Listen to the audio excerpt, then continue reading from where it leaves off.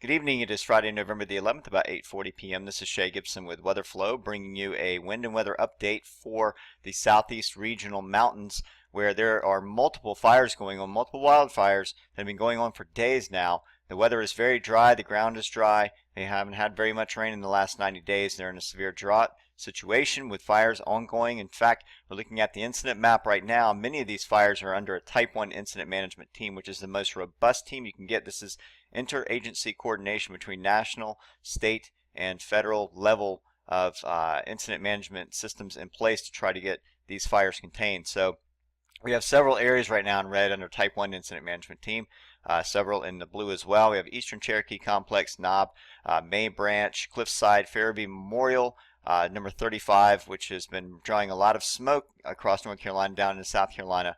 Also at Party Rock, where Lake Lure is in North Carolina. Old Roughy, we have many spots, many fires going on. In fact, yesterday I looked at the EOS-DIS world view from NASA, and you can see many of these fires right here.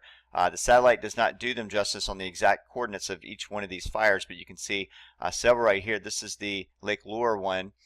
This is the South Mountain Park State Park right here, just south of Asheville. This is the Party Rock, and then over here we start getting into the larger fires that are going on in western North Carolina and across northern Georgia, which is drawing a lot of smoke to the south. The wind shifted from the west today and drew this smoke across to the east. And with a little bit of cloud cover and some prefrontal troughing, we didn't really get a good view of that over these areas due to the cloud cover overhead, but we can see the trail of smoke, or the tail that was developed with the westerly winds pushing it offshore, a little bit of a northerly bite to the north and southerly bite to the south. We had this smoke get sort of pinched in between the two, and it sort of shows you some of the consolidated area of smoke as it went out, trailed out into the Atlantic Ocean. Many spots over Charleston, South Carolina, all the way down to Savannah are very smoky today, very hazy. So these fires are having effects all the way to the coastline as smoke continues to pile overhead. Overnight tonight, we'll see the wind switch up from the north. In fact, we're going to go ahead and look at Datascope. And we're going to take a look at these northerly winds are already dropping down from the Great Lakes. We have high pressure building down, and that is going to increase the northerly flow down through the area. The winds are going to bend just a little bit north-northeast out here along the coastline. They may come in just a little bit on the northeast side through the mountains tonight. We do expect the northerly flow to eventually bend, but we do see the gradient building. In fact, we're seeing some gusting up near 20 knots tonight, maybe even higher in some of the more open spots where those fires are just getting fanned as the cold front comes through. We do have a cold front moving through tonight. Let's take a look at GRE on radar, and you can kind of get an idea of where it is right now. A cold front has just finished stretching across the Appalachian Mountains, and it's heading off to the east. So now we have this cooler, dry air pushing down into the region now, especially on this line. This is the dry slot, and this is going to work its way down over the Appalachian Mountains. So that's not good for the situation either. Any rain that I'm seeing on radar is down here over the northeast Gulf of Mexico, and with this very mild troughing and very weak, dry cold front, we're not going to be able to see any rain from this. In fact, we may not see any rain for the next several days, but there is a hint of rain on Wednesday. We'll get into that in just a little bit. But let's go back to a surface map and take a look and see what the overall picture is. So here's our high pressure coming down from the Great Lakes. It's going to come down over the Ohio Valley, and that's what's going to turn the winds a little bit more northeast as we get later in the day tomorrow. We'll see the winds start to become more northeast as we get into Sunday, and eventually by Sunday into Monday these winds turn full east. So the direction of the fires may switch from the direction they're going now, from north to south, all the way around from northeast to southwest, and then eventually east to west as time goes on as we get into Monday. So let's take a quick look at Datascope again. I want to zoom in on the area now. There's a lot of weather stations up in this area that don't give very good true values. Some of them are a little bit too high in elevation. Some of them are just right, but either way, we can take a quick peek at some of the North Carolina stations, and we have right here in Asheville, we see some of the gust points coming up to 20 knots. We see the winds overall fading, but that just could be due to direction. We run the models in this area from the Asheville. We see that the models are generally keeping this wind a little bit on the downside, but I think that the models don't run very well up in that area, and I think the gradient's actually going to tighten a little bit more tonight. We'll get a little bit more wind out of it.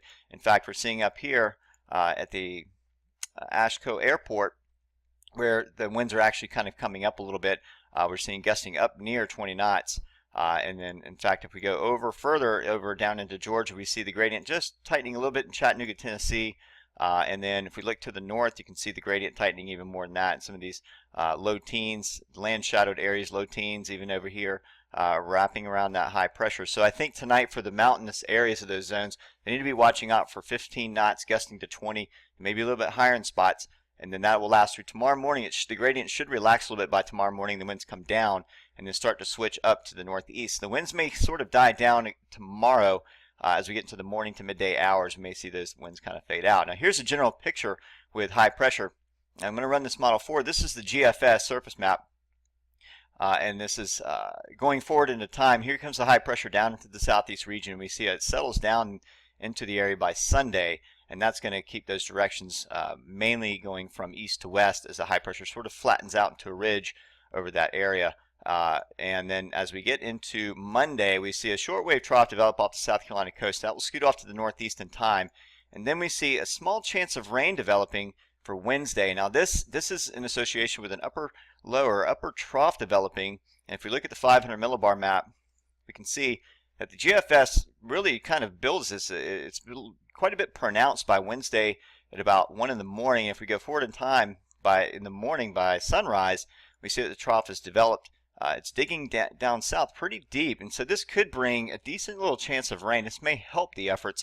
If anything, it'll bring the relative humidity up higher and also bring some possible sprinkles, some rains. Maybe those clouds will help drop some precipitation over the mountainous areas, over those fires.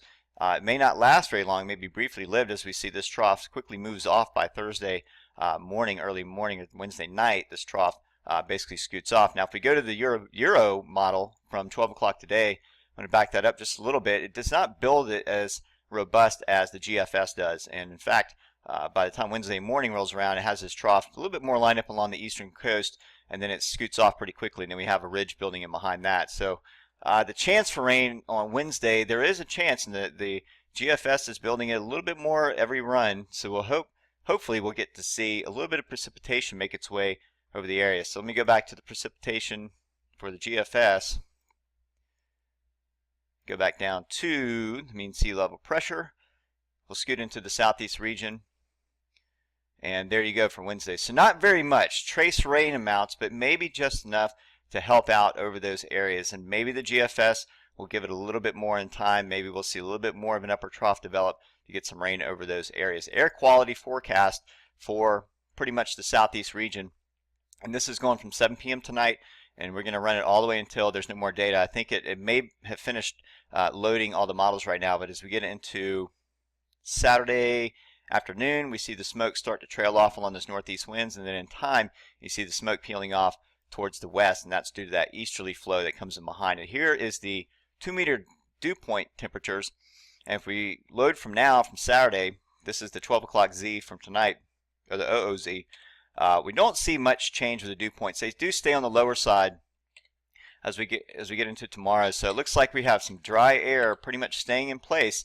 Now as we run this forward, we see the dew points start to come up as we get into Wednesday. So there's our shot, and this is the GFS driven, INSEP GFS driven to bring the dew points up. So that may be an opportunity to get the relative humidity higher and get some rain in the area by Wednesday. But like I said, that may be quickly coming and going as we get into Thursday as that system moves, or that upper trough moves away. So here's our jet stream.